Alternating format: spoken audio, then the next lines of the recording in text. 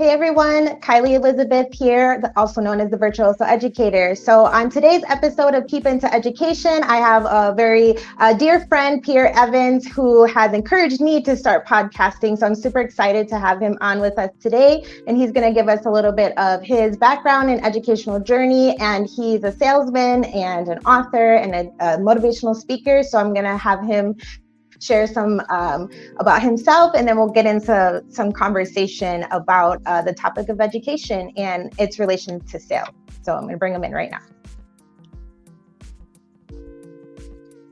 Hi, Pierre. How's it going? It's going good. How are you? I'm doing good. Thank you so much for being on today. And so we're going to get right in.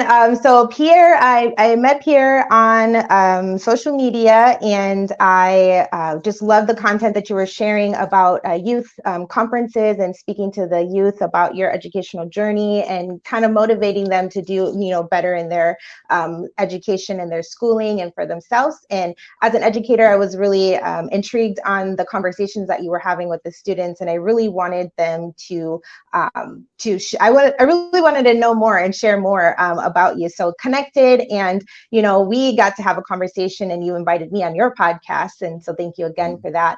And you really encouraged me to kind of take this leap of doing these podcasts and kind of giving me some words of encouragement to get going. So I appreciate that. And so now I just want to give you a chance to speak on yourself, because you do share a lot about those in our community, and I just am glad that you are here and I got to meet you. And so I'm going to pass it over to you. Oh no, listen, first I appreciate you having me on, and it's glad to see you. It's good to see you up and going, right? Just to take action, and I'm starting to get goosebumps already just thinking about it, right? Like, why do we do what we do, and what's the encouragement? So just so everybody's very clear, number one, my name is Pierre Evans, and I have two passions. One is the number one, and that's to be able to go back and help the youth, right? Nobody ever came back to save me, and no one ever came back to give the information. When they get it, they leave and they go off and do whatever they do with it. And if anybody else makes it out, kudos. Right. I didn't like that concept. So the more I learn, I believe I learn stuff and go through stuff to teach other people, and specifically the youth, right? There's two things, right? There's mentoring and coaching. I mentor youth. Mentoring is free, right? Right. Coaching, I coach adults. Coaching, they got to pay for because they didn't take advantage of free when they had the opportunity. So being able to work with youth, and being a kid that attempted suicide 3 times and was in the inner city, sold my first bag of weed at 10 years old and hustled all the way up until 29 because I felt as though that was life. That's all I had. Right. That's all I was worth. And when I finally realized that I was worth more, I said, wow, let me go explore. And I went to explore, and outside of exploring, I realized that what I learned in my neighborhood coming up was actually business, right? What I learned was what you need in life. It was all life lessons. It was all business. It was the hard way to go about it, but it's what I learned. And I said, man, what happens if I can find other inner city kids, other kids that are facing the challenges, other kids that don't feel as though they're worth anything, but I can show them how to use what they're currently doing in a whole nother environment where they don't have to worry about, going to jail, being shot, or being killed. My whole mindset was going to jail wasn't a big thing, right? Being shot really wasn't a big thing. Dying was better than all of the other 3. You know what I mean? Like, who wants to get shot and you're in a wheelchair for the rest of your life? So I'm like, man, I'd rather just die than be shot and stuck in a wheelchair. If I got to go to jail, like, man, I don't want to go spend the rest of my life in jail. I'd rather die. And when I started to think about that mentality, I'm like, wow, there's so many kids that suffer with that same thought process. You got to get stripes. To get real stripes, you got to go to jail. I'm like, nah, that's not it. How do we get hustle money, not hustling, where you got to put your life and freedom on the line? So I made that my mission. First go do it and then go back and teach. So working with the youth, man, is phenomenal. Like, I love it. I love it more than anything. And then, mix it up with sales. Like I said, so my first bag of weed at 10 years old, my first sales pitch was to a guy who was looking for some weed. He wanted 2 bags of weed, and I Mm. had like 5 on me at the time, right? And I'm like, listen, I got the 2. He said, man, you're a little kid. I'm not giving you no money. I'm not buying nothing Mm. off you. And my first sales line was, man, I just want to get out of here. I'm hungry. I haven't eaten all day. You get these 2. I don't need to be out here no more. And Right. I tied into to his soft spot of getting me out of there. The result of him giving me the 20 was not just for him to get his weed, but for me to get out of there. So we made the transaction, and I said, "Oh, I'm gonna use that all the time, right?" So that became a Right. tagline, and from there I said, "Man, sales is phenomenal." So I developed a passion for sales. Now I merged the two, the sales in a legal way, right? The sales in a Right. legal way, Yeah. along with the hustle that got long-term benefits, right? Not short-term, but long-term Mhm. benefits. So yeah, that's me. That's how I got here today.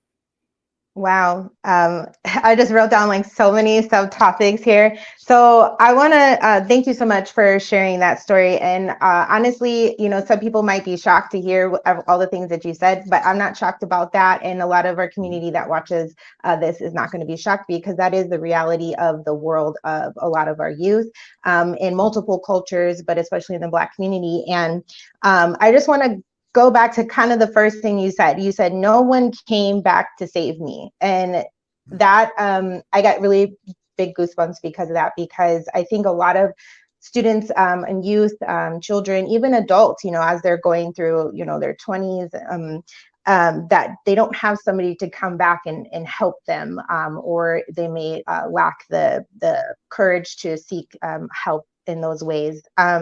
So what do you kind of thinking on, your younger years, your youth, your teenage, Mhm.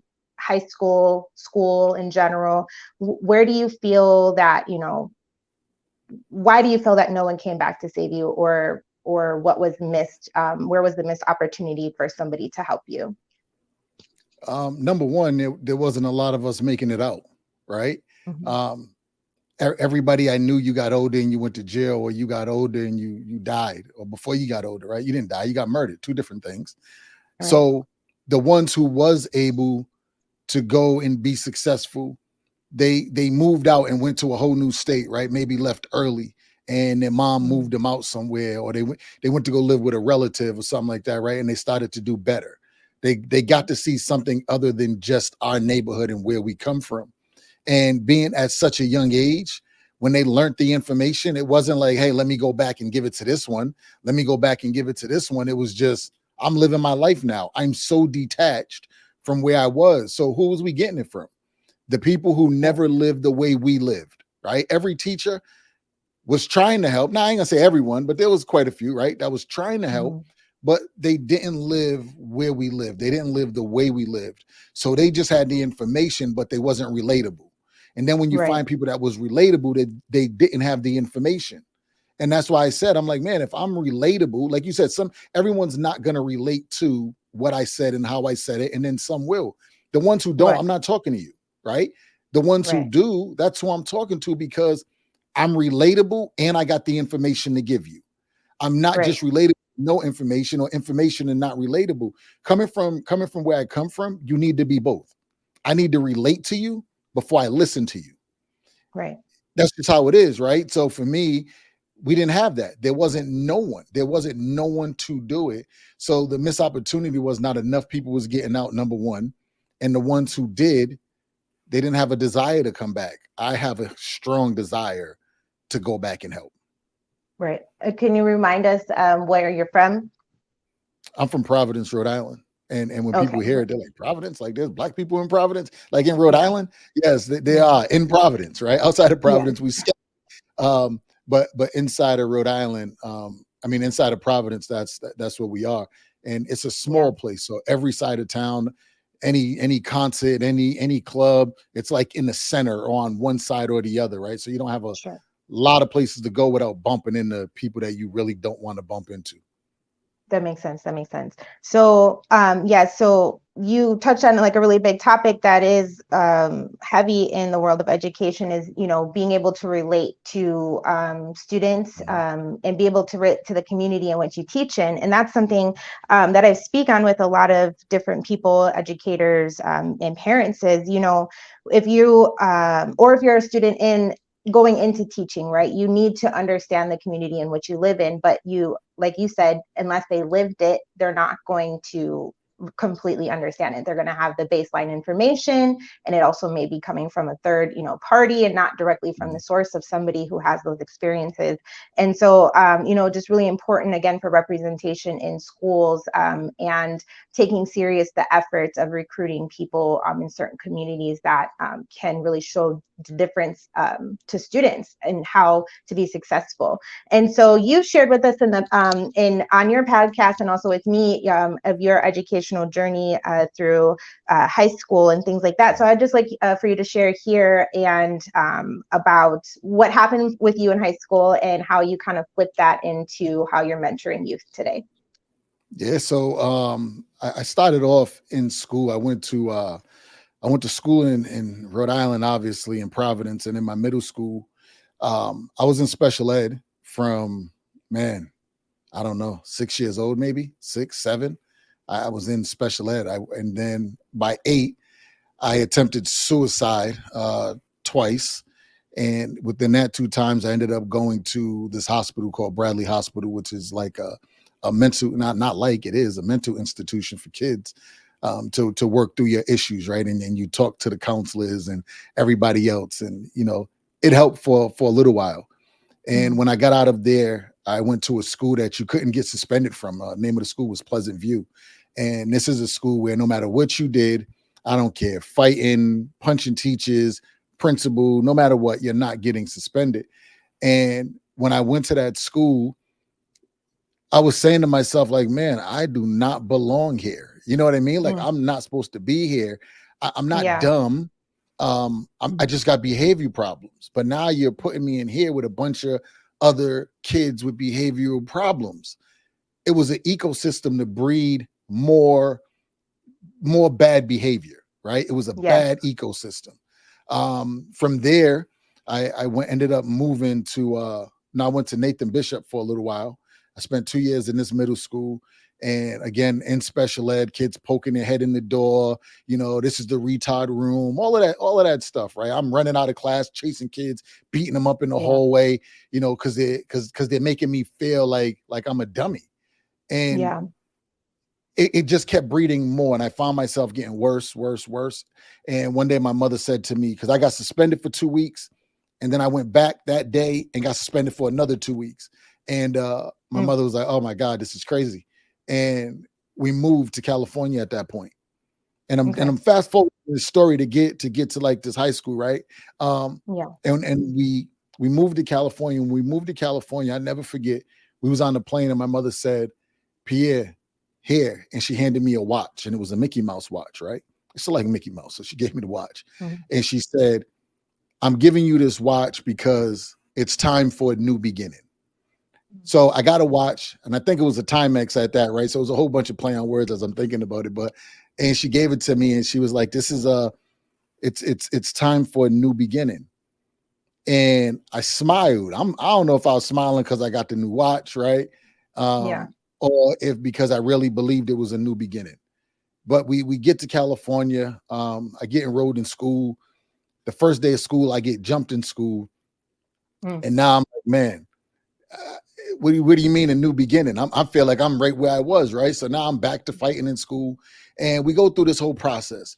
Again, I start hanging with the wrong people. I was moved from an environment, but mentally, none of the stuff I was thinking about mentally was dealt with, right? None of Right. them conversations was had. I still had the same mentality. Like none of that was dealt with or washed out. So we spent about 2 years in California, and things got a little better. My uncle was working with me, man. He was like a father figure. I just talked to him the other day, man. Every time I talk to him, I don't know why, but I get teary eyed because that's my guy, right? And I let him know, like, man, I love you. You took time when nobody else did. He taught me how to spell words. I never knew I'd be able to spell. He worked with me on my math, my English, And I really struggled. I'm up there with hooked on phonics, right? Some of y'all youngins might not know, but back in the day, there was the hooked Yeah. on phonics, and you open it Yeah. up and you go through all the tapes and you say the sounds. He worked on that with me. He worked on everything to where my grades was doing good. I was doing a lot better in school, but I was still dabbling with people I shouldn't have been with. And Yeah. I got a little deeper. My mother said, "Oh no, before you get too deep out here in Cali, we're leaving." So we went back Mm. to Rhode Island. I ended up staying back in the ninth grade because of the way the schools and time of the year and all of that. Sure. So I lost a year of eligibility playing football.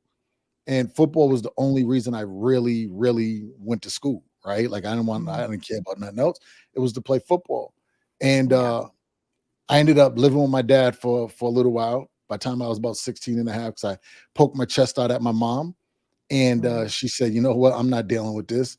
You need a man in your life, because she seen how I was with my uncle. Right. And I went out and I stayed with my dad. And by the time I was 18, I dropped out. They said, you can't play football no more. I said, why am I here? So 6 months before I turned 18, I planned my dropout. You know what I mean? Mm. I'm talking about, I had it planned down to 3 outfits. Like, I'm trying on the outfits in front of the mirror, um, everything. Like, it was a fashion show that day. And I never forget, I went to school and I said, Miss Quinn, I walked in and she said, Pierre, you're late. If you're late again, you're gonna get detention. Gave me the little speech. And I said, Miss Quinn, I'll never be late again. I'm here to drop out. And Mm. she said, okay. Went and got the guidance counselor, told them. They came out with 3 pieces of paper. Said, I need you to sign here, here, and here. And I Mm. signed on the 3 spots. They said, Pierre, we wish you well. And I went and got in the car and put the key in the ignition. And before I started it, I cried. You know what I mean? Like, I cried because I made a grown man decision and I didn't even know where I was going. Like, Mm. I didn't plan for after the dropout. And I was so, like, just messed up. Like, what am I doing? Come to find out, my father spent all the money that I put up from working. He made me get a job and told me to put my money on a refrigerator, and he spent all the money. He never made a deposit. So now here I am. I got money I was hustling from, money from hustling, but he took all my work money. So I was Mm. destroyed, right? So here I am, struggled in school, and now my dad stole from me. Just imagine how that Mm. feels, Mm. right? So for me, how many other kids go through that? How many Yeah. other kids been struggled so much and didn't have the right people to give them the information? And then when you got someone and you feel like you can trust them, they won't hurt me, right? They won't do nothing to hurt me. They have my best interest in heart. And then you find out that they stuck a dagger in your heart. Yo, do you know how Mm. scarred I was? I didn't care about Yeah. nobody. I didn't trust nobody. Nothing mattered. And I didn't know where to go from there, right? So I just went to the streets. I Yeah. went to what I was used to what I knew, and here I am, high school dropout. 30 days later, I'm sleeping outside in abandoned Mm. buildings. I'm walking the streets all night. I'm sleeping in cars. Like, it was a whole new world at that point. But I made the decision to drop out, so I had to figure out what I was going to go from here. I just want to pause you for a second before you continue. So I got like, so that no one came back to save me part right there. The fact that they immediately just brought you papers to let you drop Mhm. out when you were, I'm pretty sure, close to graduating as well, and they didn't even, try to help you finish, because everybody knows, even with at least a GED, how difficult it can be to get a job and all the things, right? And for Mhm. the sheer fact that a whole building of educators, not one person, didn't try to say, no, don't drop out, let's finish. But here's papers just to kind of get you out of their hair, right? Yeah. And another part that that resonated with me is you mentioned how you moved, but that still, you moved environments, right? In Mhm. one city, but still the environment is the same in another city, or that mentality, if you haven't taken care of that emotional and mental health first, before you change. And so again, there's just so many like subtopics that you're talking on here. And so now I'm curious, I just want to know a little bit more, because we didn't talk about all of this last time. So again, thank you for sharing. So now that you're you left school, you decided to leave, dad took from you, you're now homeless, and you're Mhm. making a decision. How did you come out of that? What steps did you have to take to get out of that time in your life? I had to keep looking for the bottom. I kept digging the hole. There wasn't. People always say like, what was the thing that made everything shift? I don't Hmm. think that there's ever a thing. Right. It's a combination of things, right? And you start stacking things on top of things, and I think that last thing, it just happens to be the one where you're just like, man, I have no choice now. Like it has to be. Without the thing, two things before that, that wouldn't have been the last, right? Like Right. I hope that makes sense. Like it's not the one last thing, but I Right. kept digging a hole and digging a hole and digging a hole. And for me, I finally figured out like, okay, cool. I don't want to sleep in the car. I don't want to sleep in the car no Right. more. And I end up sleeping at my cousin lets me get a room there. And man, she's the best woman in the world. Like I love that lady, man, to this day, right? Like I love her. And she gave me a place, but that wasn't the right environment for me neither. So I'm like, okay, first I want to get out of this car. So I got out of the car. Right. And then I'm like, man, I want to get out of this environment. I don't want to be in the house, in this environment because it's not where I need to be. And fast forward a little bit after doing so much in the streets, I finally met my wife in 1996 after my cousin was murdered. Mm. I finally met her, and that was the bridge. That was the bridge where it wasn't about me anymore, right? It was about, wow, I got somebody like this is what love is. This Yeah. is what someone that cares about you, this is how they are. You know what I Right. mean? Like Yeah. it was no longer like, yo, go out and just be reckless. Now I was still reckless, but I wasn't Hmm. nowhere near like I was. And I like she had me coming in at 10 o'clock at night. Now there was times I broke curfew, right? It Yeah. sounds crazy, broke curfew, right? Because Mhm. everybody else is staying out at 12, 1, 3 in the morning. And she's like, nah, I'm not putting up with that, right? And I find myself coming in at close to decent hours. Mhm. And that allowed me to just change and make the shift. And I was able to get back to being the young me that was helping the old ladies taking out their garbage. You know what I mean? Yeah. Like I cried in front of my wife. I've been emotional in front of my wife. So it gave me it was a safe place. It was a Right. place where I could be me, a place where I didn't have to put up no front. I didn't have to go be somebody that I didn't want to be. Just be who you are. Hmm. You need to cry, yo, cry, let it out. You know what I'm saying? You need to be emotional. Be emotional. Um, Right. that's what helped to make a shift. You know what I mean? Just having Yeah. somebody that really cared and saying, oh, outside of my mother, right? I don't want to make it sound like my mom didn't do, you know what I'm saying? Yeah. But I didn't Of want to course. follow her rules, but to have somebody that truly loved me. She needed 35 cents and I didn't have it. And she Mm. didn't belittle me for not having 35 cents. She told Right. the dude, take a few pieces of meat out and just and make it even. Make it so we got enough. They took a few Mm. pieces of meat out and boom, moved on with life. My wife was like, come on, you ready? And we walked out the store, not even talking about 35 cents. Yeah. You know what I mean? Yeah. And that's when I said, wow, like, yo, it gets no better. Like, that's her. And it's 27 years later, and she's still the same with me. You know what I'm saying? No matter Nice. no matter what, like she still loves me, still rides out for me. So that Yeah. that was that was the thing that had me to even begin to mentally start to have a shift and think about a change.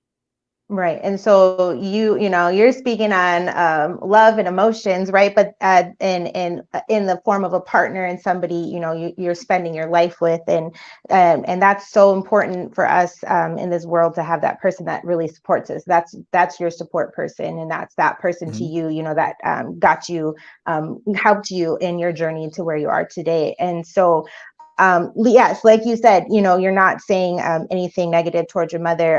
Of course, she Mhm. did the best as she could. And so kind of backtracking just a little bit back onto that emotional health as well, which is a big topic in education, social emotional learning. And what are we doing for students who are struggling, if they're suicidal, if they're having emotional irregularities, if they can't regulate their own emotions, and you mentioned special education and how students would peek in the door and see that you're in a room with other students with special needs, and how that made you feel. And I do believe a lot of students feel that way even in the world of education today. And you resonated with me because you talked about your first attempts at suicide, it was 8. And I like, I kind of, got teary-eyed myself there because my son is 8. And just to imagine, if my son was suicidal at this age, like that, it's very heartbreaking. And,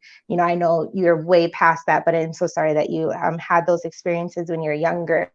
So I'm curious to know, as you kind of progress through your life and you think back on, these types of times in your life, um, what do you think would have been beneficial for you to support you in at school, or what is something that could have been a little bit different for you to not be in such the state that you were as a child or in your youth?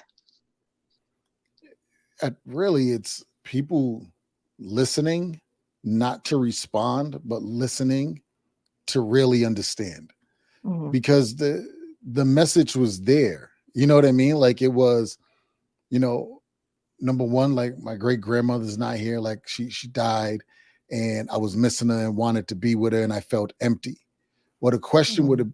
the thing to figure out is, what was she doing that had you not feeling empty? She listened Mhm. to me. It was Yeah. never like she never listened to say anything. She would listen, and when I got done, she would give me a hug and Mhm. say, "I love you." Yeah. Like something so simple, not listening to give me your input, right? Your Yeah. input is not what I was looking for. I was looking for someone that Mhm. can understand me. And then don't tell Right. me, because we all tell people stuff, but we never follow through, or we talk on about things that we think somebody wants to hear. No, show me. When she heard me and I got everything out and she hugged me, she was showing me she loved me. So I'm like, man, I don't want to disappoint Mhm. you, because you're there Right. for me. And I want to, and the only way I can be there for you is to do the things I'm supposed to do. Right. Right. So when we're talking about kids being in school and going through hard times, like, and it's kind of like a contradiction with me a little bit, because we talk about like the bullying now and how bullying's a big thing. And I think bullying builds character, not being the bully, right? But Yeah. when you get bullied, it builds Right. strength, it builds character. Like these are things you got to deal with in life. But when Right. someone's going through something emotionally, like just listen. And when you hear areas that they're needing help, provide the help the best you can, but figure out how you can do it in a way where they can see you're doing it. Because now you Right. separate yourself from everybody else. Everybody who said, no, we can do this and we'll do this and we'll do that. No, you're actually showing them. So now you Right. create that place for them, and they come to talk to you before they feel like they want to hurt themselves. They come talk to you. This is why, like, Yeah. I've been talking to black dudes, man, black grown men, and they're not going to get help and talk about certain things. I look at it like, man, if I don't have people Mhm. around me now that I can say how I feel and be honest without you having jokes, or without you trying to belittle, or Right. make it's no big deal, like I really don't want you around me, because you're not the Right. person, right? You have Right. to, and we create that environment for young kids. That's why when I go speak at schools, I let them know, listen, yep, nope, yep, problem reading, yep, dropped out of high school, couldn't do this, couldn't do that. Like right now, like my spelling ain't the best now. Sometimes Siri don't even pick my stuff up. Text don't even pick. Like I got to change the word around. I'm Yeah. letting them know, like, yo, even at 47, I'm still having issues that y'all are having, and some of y'all spell better than me. See, Right. adults, big thing, man, when they're talking with kids and working with them, they want to make it seem like they're perfect and they don't have any issues. Well, Right. now the kids want to talk to you because you're a superhero. You're out of reach. Mm. We have to be able to meet kids at their level and then grow Yeah. with them, right? And because we already went through this journey, we know how to grow, so we can expedite the growth. But don't be afraid to meet them at their level and be vulnerable Exactly. with them. I ain't saying go give them all your personal business, right? But Yeah. there's a way that you can say stuff for a Yes. kid to know, like, wow, you went through that too. Wow, you understand that. You Yes. felt that way. Oh, absolutely, I did. Mhm. And these are some of the Mhm. things I did. Now they're trying some of the things you told them, because you became relatable to them. And that's how we got to start to look at these kids. It's Yeah. nothing better than going to a high school or a junior high, and when I'm done presenting, having the kids say to me, man, I was in such a dark place before I came here. Thank you.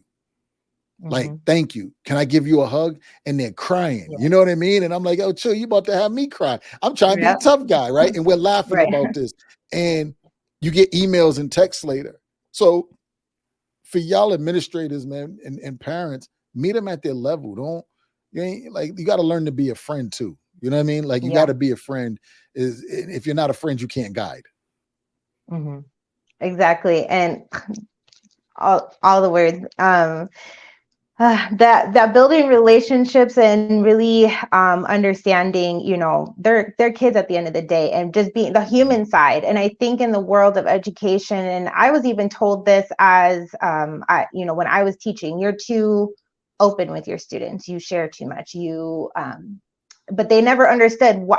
And then they would question at the same time, why does so and so do so well in your class, and why do all the kids like you so much? And I'm like, what kind of questions are those? Is this not the point? They're still doing well in the class. They're still learning the standards. They're still getting their education, but yet I am providing another level of professionalism, and not even, I don't even want to use that word. It's just of relating to them, because that's exactly like you said. I put myself, when I approach students, even with my own children, I think back to how was I at their age, what did I need, and how did people make me feel in a certain surrounding. And even when I was, I don't even know, I don't want to go that way, but anyways, so it's just basically, bottom line is to be able to relate to our students, and just to, like you said, listen, to understand, not to be heard. And I love how you mentioned that people were just listening, like grandma did, and that just heard you and just consoled you. And I think just because of the the issues that can arise in education, when people are like, oh, I don't want to get too close.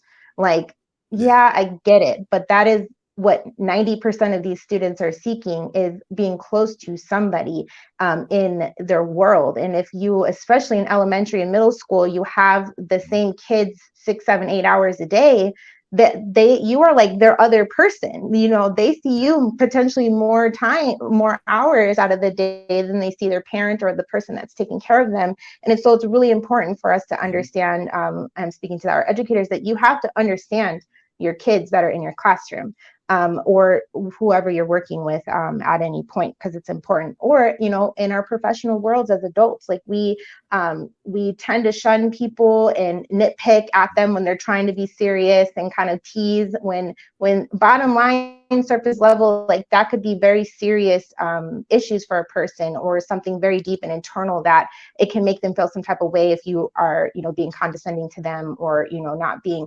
respectful of them actually being emotional with you and sharing that. And I think lack of emotional intelligence, from some people, understanding those social cues, that they're not knowing that this is what's happening. And I feel like in our world today, a lot of people don't understand emotions, or they just very much neglect to deal with them, because they're not dealing with their own, as well. So That's kind key. of, That you yeah. you hit that on the nose right there, right? Hmm. Not dealing with your own. So if Hmm. you don't deal with your own emotions, how can you help somebody else? You're so busy brushing your own off. The teacher's sitting there, the administrators, they're sitting over there dealing with all these issues, and they're brushing them off, and they're stressed out, and they're depressed, Yeah. and they're not taking the necessary steps to deal with them. So how can you help somebody else to deal with stuff that you're not willing to deal with on your own? Right. Right. So when you look at it, it's three core things. And it's the professional development, where Yes. you're going to, I mean, your personal development, which is first your foundation. These are the things you're identifying that's broken with you.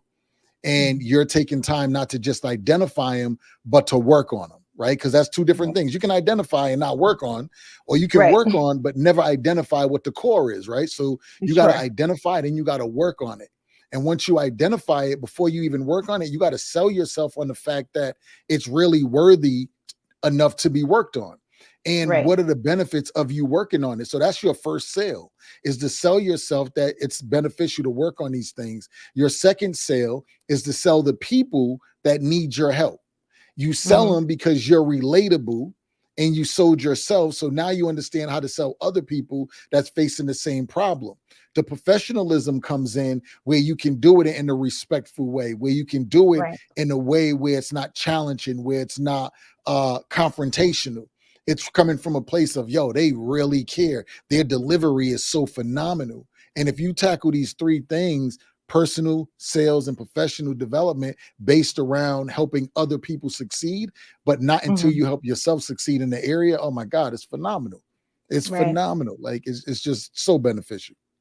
And you are presenting all that, right? Because you're doing your virtual master classes. Is that the similar content that you're sharing, kind of what you just spoke on in those classes?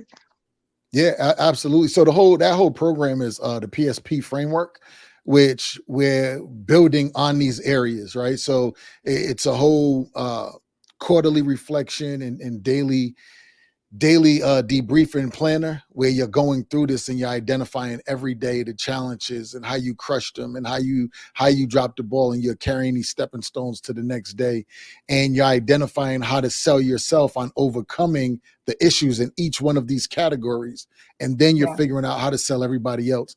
Yeah, that's where the key focus is. So I just took both worlds that I love, right, Hmm. which is dominating yourself, which I had to do to come from where I was to get here. Yes. And every day I'm still working on me, right? I still got a lot of flaws that, Yeah. I'm putting nails in every day, right?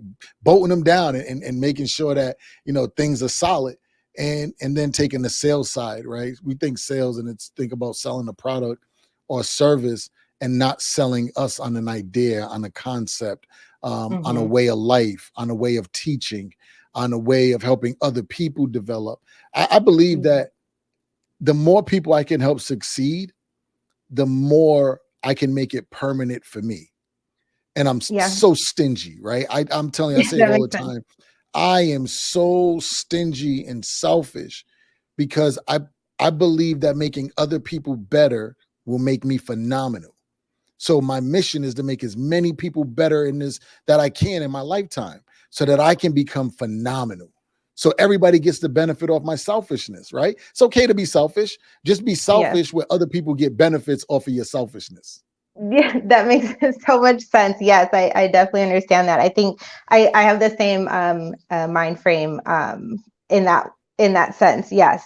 And you're just helping more people. And I think you're Yeah. helping more people, again, be self-aware and being able to understand how they can help themselves and not necessarily have to depend on a bunch of other people, right? It is important to have your circle of people to help you when you do need it. But at the end of the day, you are going to be the person that gets the things done and elevates yourself to whatever level. And it really is only of ourselves that kind of hold us back. And so with that being said, just what are some other things that you offer to the community, and how can they get in touch with you to connect with you for conferences or workshops? Yeah, everything is on Instagram. Pierre 5QL is Pierre. You can Google it, Pierre Evans, and they'll all pop up. Workshops starting next month, man. I just had to talk with the team. Starting next month, we're actually going to put on a workshop that is going to be for youth and parents, where we're going to make it, because I'm one thing I'm tired of doing is trying to get at someone's table. So I'm tired of knocking on doors of the schools and organizations. So we're going to create our own table. We're going to create our own organization where we're Mhm. going to hold this workshop and train and work with students and train them on this whole process, as well as parents, and connect students from across the country. So Nice. starting next month in February, by the end of February, beginning of March, we're going to have the first workshop where it'll be for students and for parents, and then we'll continuously do it every other month. So we'll be running that, and I definitely put that information out. But if you follow Pierre5QL, yeah, you'll get all of the updates, and just hit the link in my lending tree. I mean, my link tree. Everything is in there on my bio. Awesome. Thank you so much. So followers, those that are watching, parents, especially if you have youth, you definitely want to check out Pierre Evans' websites and his social media. And I've heard and seen some of his information at his conferences. So thank you so much, Pierre, for coming on with me today. And we're definitely going to be talking more soon because I have a lot more questions. But for today, Kylie Elizabeth here, the Virtuoso Educator. Thank you all for joining me. Thank you, Pierre, for being on today. And I hope you guys all have a great day.